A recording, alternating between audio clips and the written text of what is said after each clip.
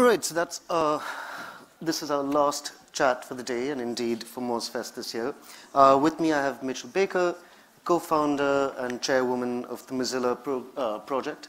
What we're going to do is we're going to go over some of the themes of the conversations we've been having over the past 2 days and try and carry them forward, look forward. Before we do that, though, I just would like everyone to acknowledge Kevin Zawaki, who's hiding in that corner over there, who's responsible for putting this program together and inviting all of these speakers, coming up with the talks, and I think has done an absolutely spectacular job at the diversity, both of ideas and of people who've been up here today.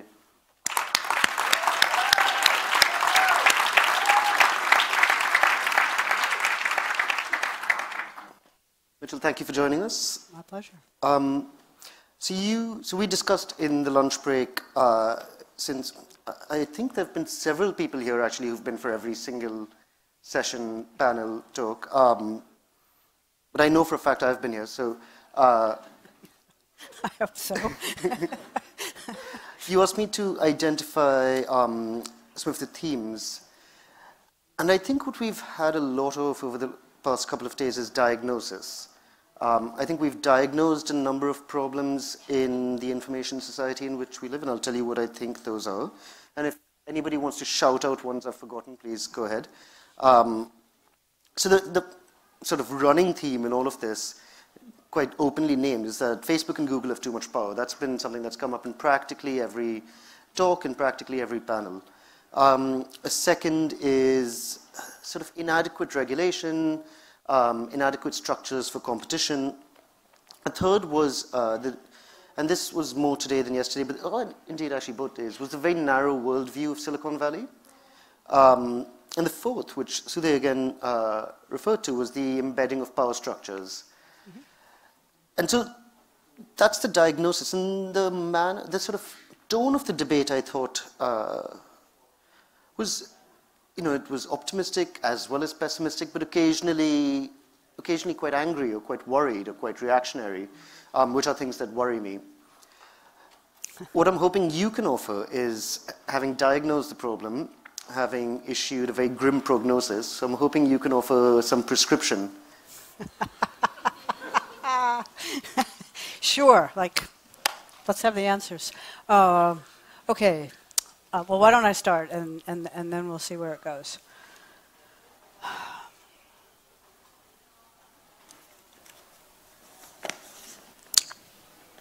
I will probably,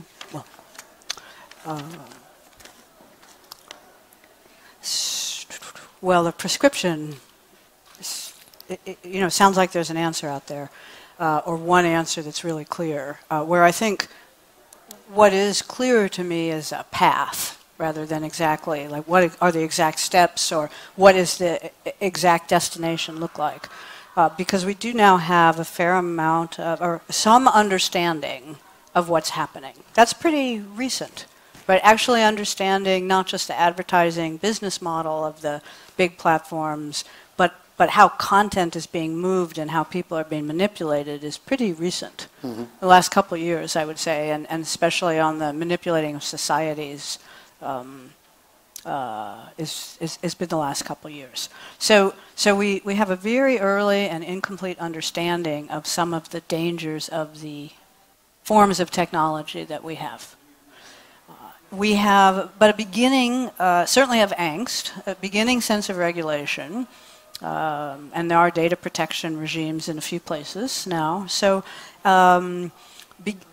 pretty reasonable cadre of activists, of which I think MozFest is an interesting microcosm, but, we're just a small group. So a large, and growing set of activists. And the piece that I think is not developed at all is, what are the role of technologists in making something different, and how do activists, citizens, consumers, both encourage choice? At the big level, we don't have it yet for a couple reasons. All the social media platforms are the big platforms. There's only a handful.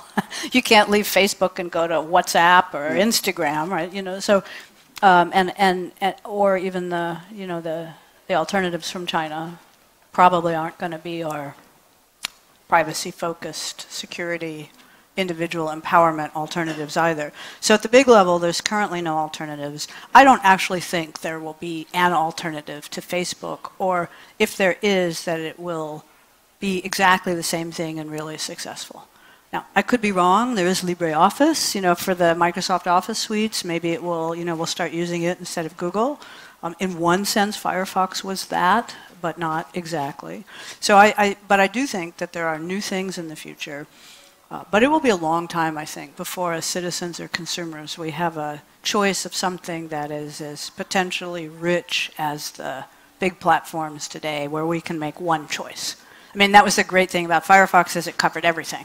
You could leave IE and choose Firefox, and it affected a huge part of your world. So I think that is a long time coming, and I think it is not accurate or fair to consumers or citizens to suggest it's our job to fix things as individuals. But I do think part of the answer is the development and understanding of technologies that behave differently. And that those, when they occur, they're often really small. They may be niche, they may be pilots, they may be things that solve a little part of the problem. And it can be easy to just not bother, but those choices do send signals into the market. I mean, we're starting to see some at Mozilla. So for a decade, we've been saying privacy, privacy, security, security, and it hasn't changed consumer behavior. I think because it just sounded so abstract. Exactly. And so so the conventional wisdom across the internet consumer product part of the world has been that consumers will not make a choice for privacy. Like you have to build a great product. If it happens to be better on privacy, nice. And so as consumers, we want to change that. But that's going to be a lot of small choices over time.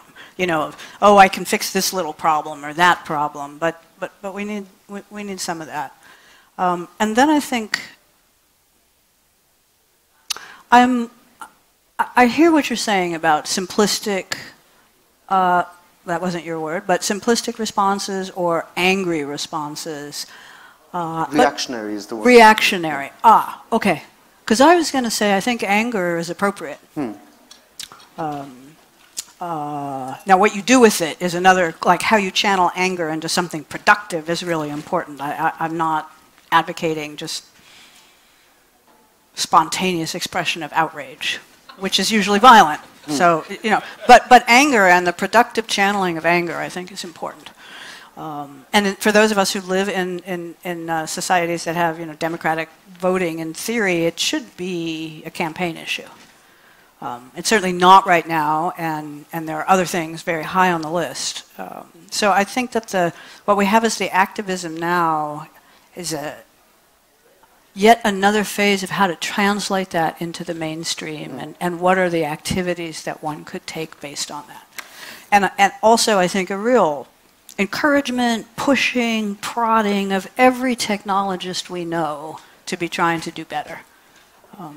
So certainly, for example, at Mozilla, we've made very formal commitments about being committed to technology that promotes critical thinking. Or that promotes humane behavior and not addictive or violent behavior. And so that's now part of the canonical, what are we as technologists trying to build into product and put into the market.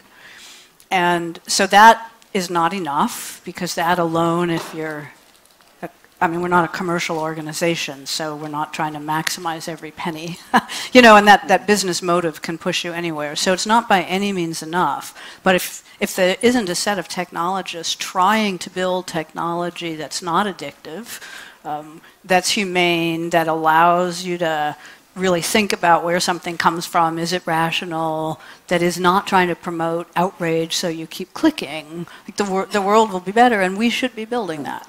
And so I think that part of the conversation with technologists about what are you doing, does that enter into your work, is important. I mean, it should become a mainstream discussion. And then I think the regulatory piece,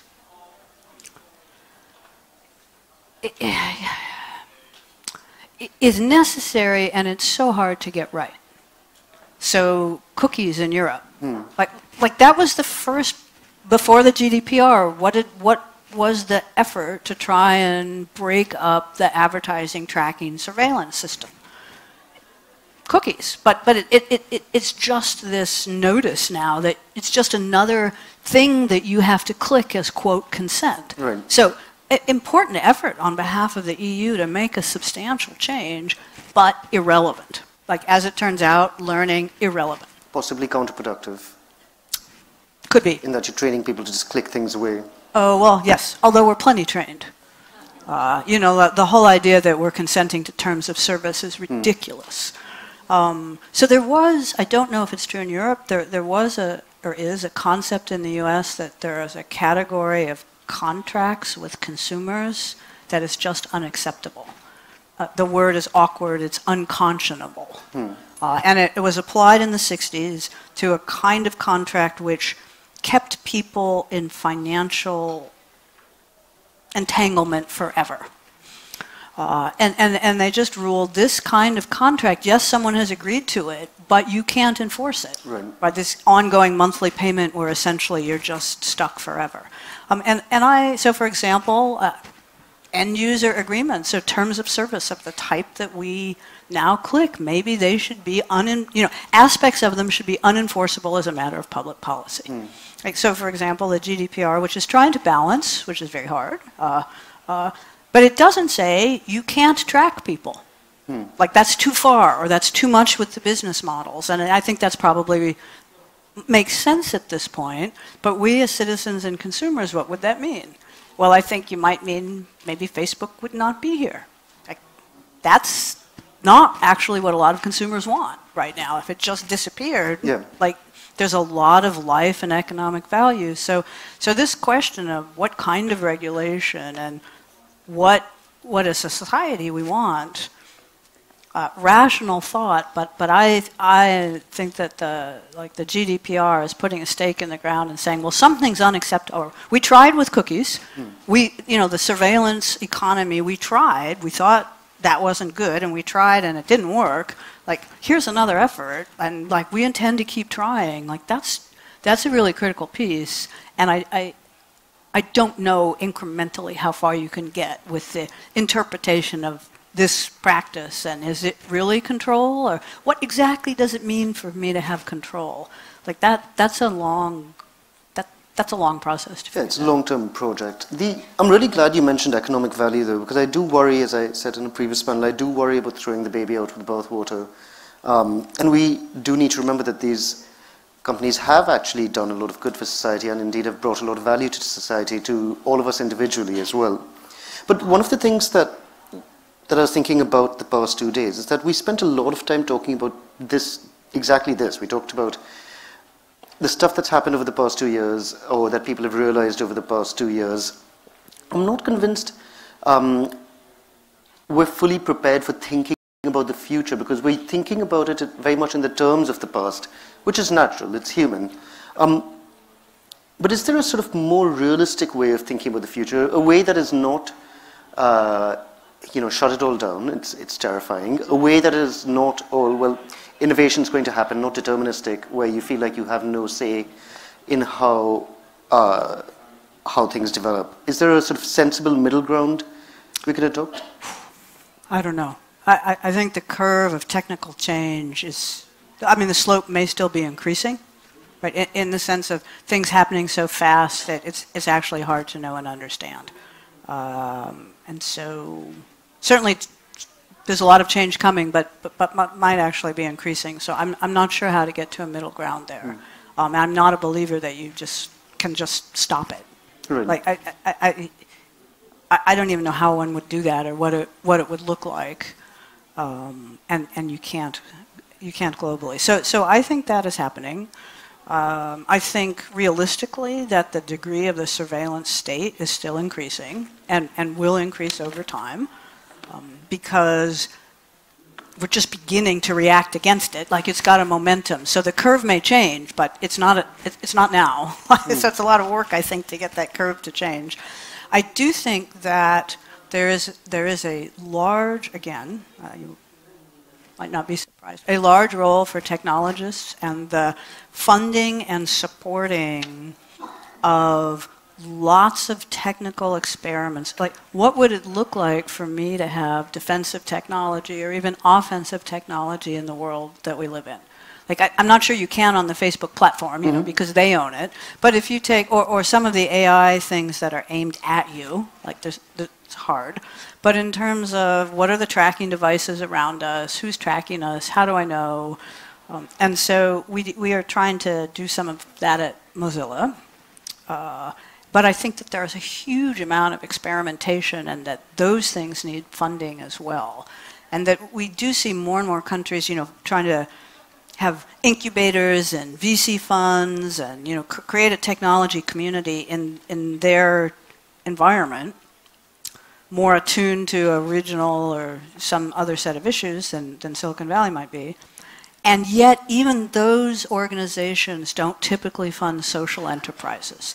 They don't typically fund a broader range of people that might be engaged in technology. They might have inclusion programs, they might not, but very often it is the model of, you know, we want the young hotshot technologists and we want, you know, the best financial return, and we're not really interested in privacy, and oh wow, if it had a double bottom line, like why would we fund that?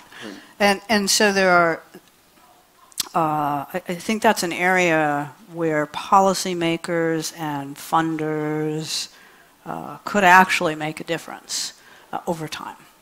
So I think we've skirted around this topic of, so what is the role of government here? Well, that's probably a political science question, like with answers across the spectrum. But I think most would say protect its citizens. But funding, encouraging things? Oh, well, so protect your citizens. Actually, I was thinking on the regulatory side at first. So I think that there's, to me, it's obvious there's a role of government vis-a-vis technological advances, just like anything else. I mean, oil discovery, you know, is a technological advance, and you know, every industry, you know, cars, they're all, you know, government has some role in protecting citizens. So I think that's important. I think governments vary in the degree of investment in the kinds of future that you want. So it probably varies. I think most governments feel like they should be investing in the things that are important for their citizens. I mean, sometimes they invest in what keeps them in power. That's a different kind of thing. Yeah, and most governments invest in infrastructure, one way or another, so development programs and so on. So to me, this investment in a lot of governments are trying to invest in technology, but it's kind of importing the model of what success looks like.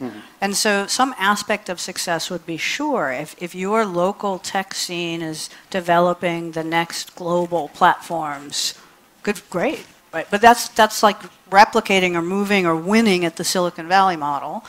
And there is this, what is the set of smaller scale experiments that we can find and try and see if they scale that build something slightly different.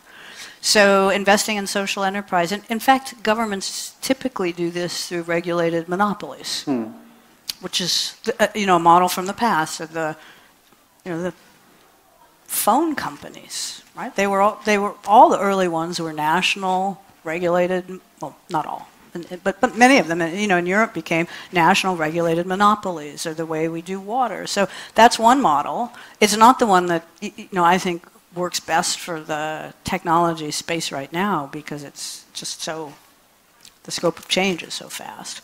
But so I'm not actually advocating, but to answer your question, most governments are trying to build roads and, you know, the old infrastructure, and so there's clearly some, you know, range for government engagement. That brings me to my final point, which is something we haven't actually talked about over the last 2 days, but I thought it's something that we should be thinking about right now, which, you know, various thinkers had sort of been warning about this for years. But it does seem increasingly like the web is sort of diverging because of regulatory structures and other government interventions in different parts of the world. You have, well, the Chinese model is the Chinese model, which we're all familiar with. But even in the West, you have a sort of divergence at the moment between European regulation and American, and as a result, very often, as somebody who accesses the internet from inside the EU for the moment, I do not have access to certain websites in the States and indeed elsewhere. Is this also something that we should be thinking about as governments intervene, as regulators intervene?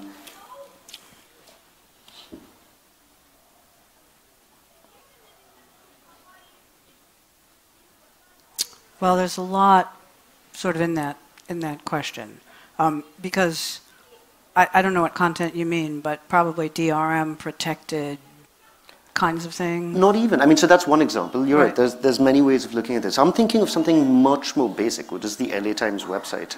I cannot access that because the LA Times is, the company that owns it. Wait, there's new. It doesn't matter. The point is, they haven't got around, even now in October 2018, they haven't got around to implementing GDPR compliance. Oh, well. Yeah, so the sense of that, and they may not, right? Which is partly why I think that the regulation is trying to be in the middle somewhere and trying to negotiate and figure out what ownership actually means. But that's true everywhere. Like in theory, you cannot buy a car that would be cheaper if it didn't meet local safety regulations. You know, and some set of people could buy cars that can't today because, you know, if the tires were going to explode and the windshield was going to kill you, like it would be cheaper. So we you know, we make those decisions about every industry. You know, it's just that right now the internet, we're so accustomed to everything is free and available that we're not actually used to making that trade-off. So that will be an interesting choice, whether we really want it as citizens. I hope so, because safety, you can't make yourself safe on your own. Like as a society, you know, it has to be spread around. Yes, I think the internet is fragmenting, and my own view is it will fragment more. And so that's not the early, everything is the same everywhere. But we don't currently, you know, have global mechanisms for doing things. So I understand you want to get to the LA Times, but I think it has a paywall anyway. So like by the third time, you'll have to pay for it. It's my experience. So anyway, so I think let's look at these in the context of other industries and see if tech is really different, and we don't want protection because we want it available all the time for free. I think the internet is fragmenting some, and I would question that in the IoT space. Maybe like I want an internet of sort for my home. Smart home things, but I don't really want that on the global internet. Sure. Why in the world do I want why do I want to participate in taking my private information and putting it in this system? Now, when you use one of the platforms, you have to, because that's the trade-off. So as I said, I'm not sure we'll see another Facebook that's like Facebook but different, but I think you know, there'll be some changes. But I think in the home and IoT and smart devices and voice, we could see something different. And coincidentally, that's where Mozilla is investing technical energy and time, is because we see there's an opportunity there. And so I hope that that's correct, because then we'll get enough consumer. You need, like, not only does the market bring economic value, but the power of a consumer when given choice to drive change it's really powerful. And so I am hoping that in some of these spaces where we don't yet currently have the one giant platform based on a surveillance business model, that not just Mozilla, but others who can offer something different, like we could get enough positive response to, you know, try and use that to drive proof of interest in privacy and security. Because we as consumers have not proved it yet. As citizens, the EU have, but as consumers we have not. And partly we're not getting enough choice, right? And then when we have them, we have to make them. Finally, because I realize we are out of time, and I'm sure lots of people have lots of questions. So finally, it's more of a plea than a question. Can you give us a reason to be optimistic? Yeah. Or several. Yes. We've had, 20 years, let's say, of the internet. We tend, first of all, to forget how much value it's currently bringing on a day-to-day basis, because what's in front of us right now are the sudden realization of the risk and the damage. So first of all, there's a lot more value that we're still accruing than we actually emotionally feel, right? Also, if you look at how humans work, like the danger in front of you is a lot more important than a spread out value. And we are just so early in understanding what's wrong and trying to fix it. So one of the things that makes me very hopeful is that the problems have had a period of time to develop, and we're on I don't know, maybe we've been born, but maybe we're like a 3-week-old infant in trying to figure out, well, how do we fix them? And in realizing that the intersectionality of the problem in technical development, this view that technology is so magic. In the early days, it was just this wonderful, powerful force, and because it was both different but seemed so great, it lived outside of the rest of the world. It lived in a little tech bubble with no regulation and this belief among the technologists that, oh my God, we just get to do whatever we want and we're so great and everything we do is going to be good for the world. Even though it's just a very small group and that's not true, and many completely unbalanced and arrogant in approach. So bursting that bubble and the sense that technology is humanity in action, and we need to pay attention to it like human nature, is so new that we don't even yet have tools. You can see lots of diagnosis, right? You need diagnosis before you can even start to test and build tools. And so the diagnosis piece is getting pretty rich. It's not complete. That's going to grow for a long time, but we're starting to understand the subfields and some of the intersectionality through the diagnosis. And so we're, I think, just even coming up to beginning to build tools. And we don't have many yet. So I think that the power of the movement of people and our effectiveness at harvesting the good things out of the internet and finding ways to deal with the hatred and the violence and the misogyny and the racism and those things, we haven't started yet. So I think there is a lot of power in that, and even the core, boy, I'm just so great technologists have realized there's a problem. There are some who still think they're great. I won't name them, but you might guess. But for many, that realization, which fair critique to say you should have had it at the beginning, arrogance, U.S. whatever, fair critique, and even so, I'd say the set of technologists who are now oh wow, okay, got to do better, it is growing, and we find. We aspire to be that at Mozilla. We're imperfect and flawed, and we have plenty of our own biases, and we're struggling to, change our org and, be inclusive on a range of vectors. So deeply flawed, but highly aspirational. And we find that the incoming comments from the industry are starting to shift tone. From, oh God, you're so cute. Right. Little nonprofit, run by a woman, you're just so cute. To oh God, your message of the last decade was real and we just didn't hear it. So there are some signals there, and so I'm hopeful that as diagnosis gets richer, we start to have some tools, we start to see some signal from consumers and from citizens through their regulators and legislators that, you know, the power of the let's build something decent and humane and powerful will grow. Great. Mitchell, thank you very much. I'm sure there's lots of questions. We'll turn off the lights and then wander around.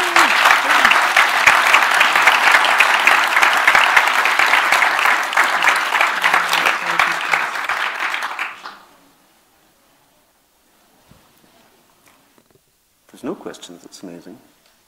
All right, there's one. Hi.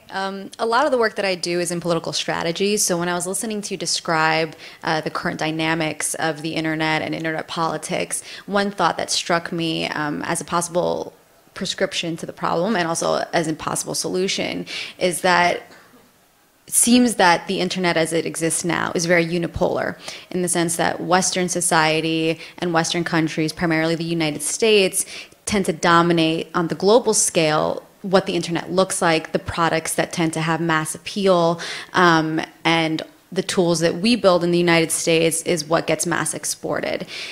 So my question is it possible to see a future that is more multipolar on the internet, where you have more regionalism, where different countries and local tech scenes, in that sense, regional tech scenes, start building their own alternatives to Facebook, to a lot of these tools that have kind of gone mass global, and instead can they self-regulate? They know the tools that they need and how to increase privacy that is relevant to them.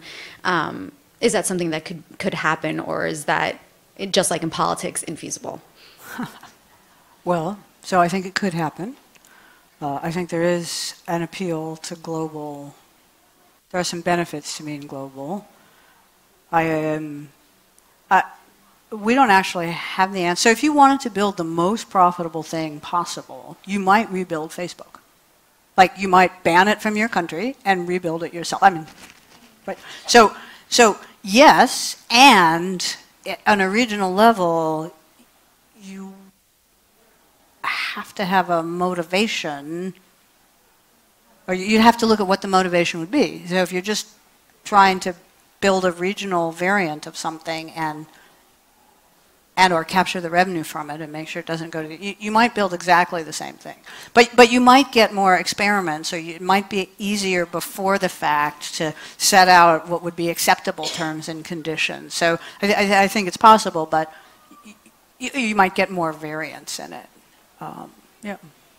Actually, we discussed this yesterday. Marcia was mentioning in Iran, they basically just built a local messenger app to replace the international one. Which is, as you say, it was just replicating what was already there and saying, oh, this time we're going to keep all the data instead of letting it flow outside our country. Yes.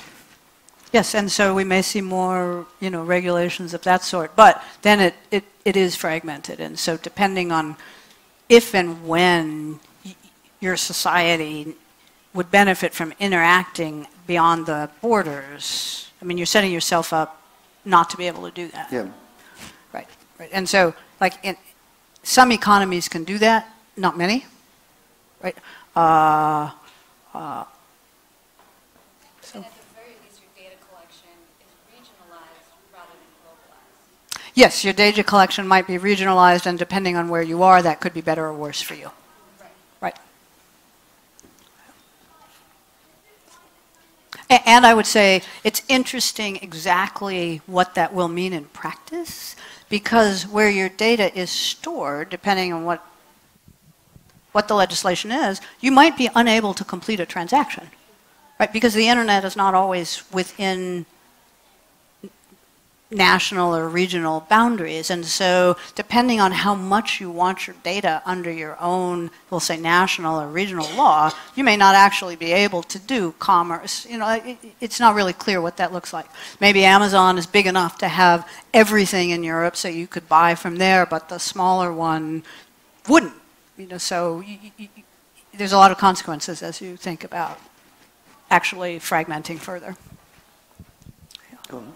Mitchell, we hear a lot about how we need to work to protect children online, that we need to create a box for them and keep the children in a box and make sure they're secure and whatnot. But yet we're now in a world where there's a generation that's coming up that has the internet is fundamental to them, and they've grown up with that. And I'm wondering how we can strike a balance between that protection and then at the same time exposing the internet to the children, like where the internet, we don't need to protect the internet from children. We may need to protect children from something that's on the internet now, but we actually need to find ways to bring in that youthful energy, that youthful creativity. And I'm wondering what ideas you have about how we as Mozilla and how we as an internet community can make that happen and enable the youth to really take control and shape that internet.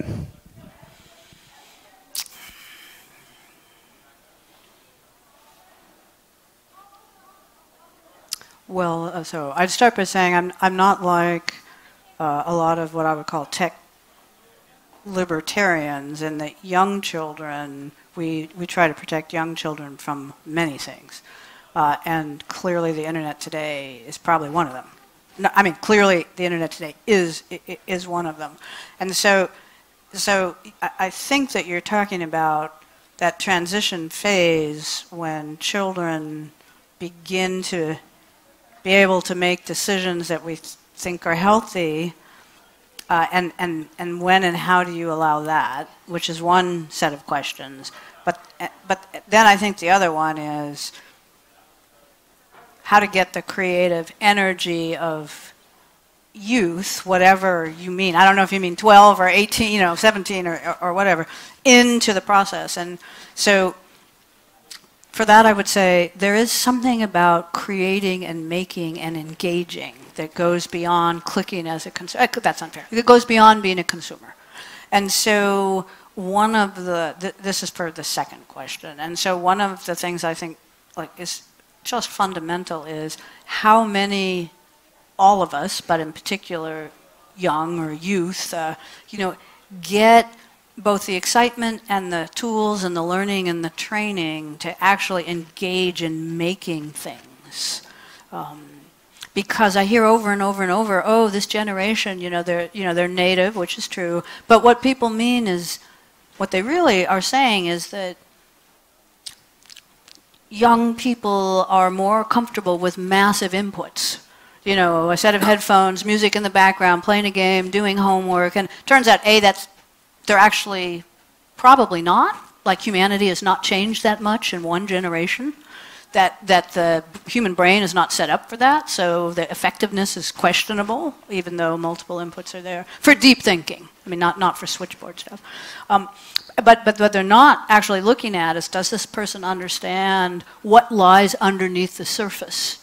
And it turns out that's actually not age correlated. And 2 or 3 generations ago, when the web was new, we were actually pretty far along. So I think there's a learning in how to be both a knowledgeable consumer, but more than that, the remix line that Mark uses, or we use at MozFest. What's underneath it, and how can I get to it and make something that I want more?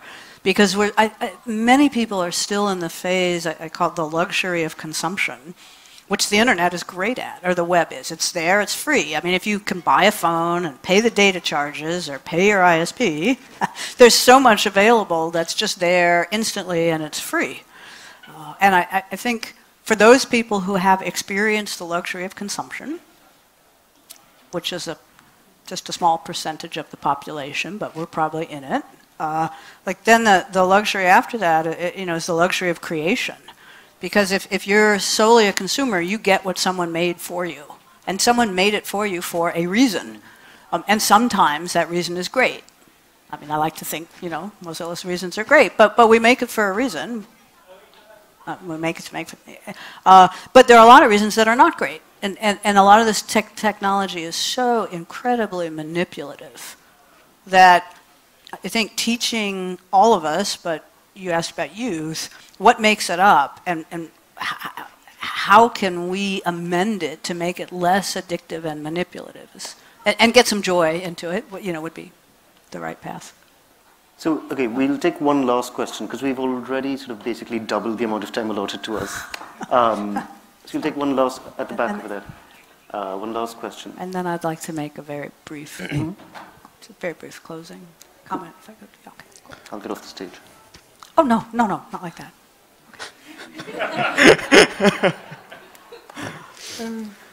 Here, if you want to see. I admire your position, your role, and your responsibilities you have taken for your role. And I have a question for you. We have talked about governments and other entities. I'm a bit more minded at low level, if you can say it that way. What people in their daily lives can do to tackle these questions for people like 9-to-5 jobs or not, or people that are a bit aware of these problems, but don't even know where to look for or who to contact, what little changes we can do in our lives, not only technologically, I mean, not only for the technology itself, something else. We have talked about programmed obsolescence, so multiple questions, multiple issues, multiple problems. It's fine to reply with some compromises on convenience. It's fine. I'd like to have a more original and genuine question as possible. Okay, let's see if I can be original. Okay, so first of all, I think for most people living their lives, we can't make people feel too bad for not doing very much. I mean, like, a lot of people, like, paying the bills and, like, just getting through the month is difficult.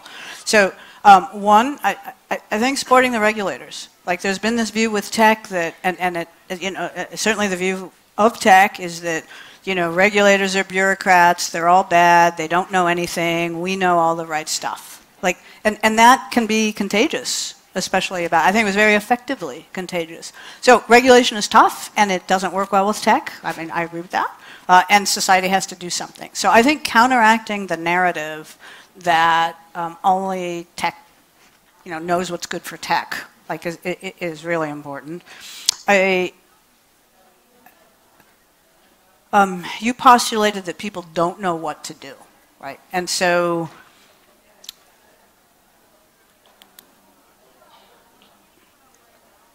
that's a tough one. Like, the answer from Mozilla is, in part, we try to make products that people want. So they're answering a different question of, like, oh, what helps me online? Let me do that. And then you are making a choice that's also good for the system. I think there's some, it's so local to society, how you get, like, tech issues to be relevant, but let's see if I've gotten enough in there.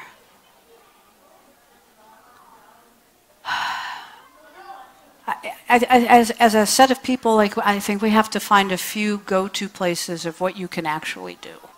You know, at Mozilla, we try to have tips for those, but our reach is not as large as we'd like it to be. So I think there's some general movement of where do you go or where do you look. So that's an incomplete answer. I apologize. Right, before you do your closing, I just want to say also that you guys have been amazing. You've sat here for 2 whole days listening to stuff about regulation, data protection, competition. These are not exactly the sexiest topics in the world. So thank you very much for turning out, asking lots of good questions, and being a great audience. Give yourselves a hand. Yeah.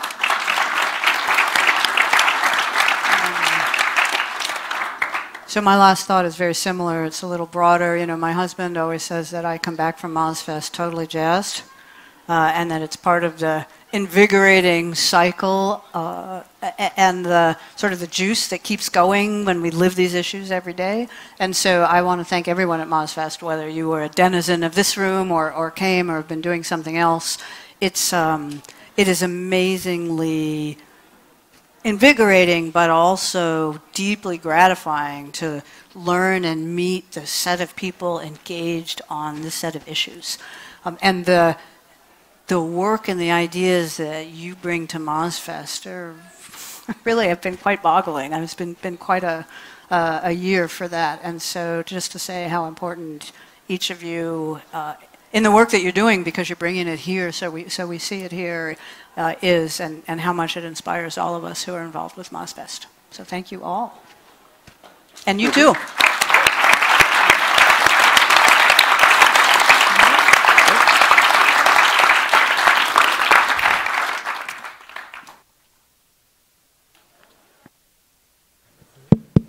Oh, hey everyone, before we depart, I wanted to give another quick thank you to a deserving few. The supremely talented AV team here, the Ravensbourne volunteers, and my colleague Steph McVicker, who have made sure everything has run smoothly here. And of course to Leo for lending us his curiosity and his wit for the last 2 days. So thanks very much.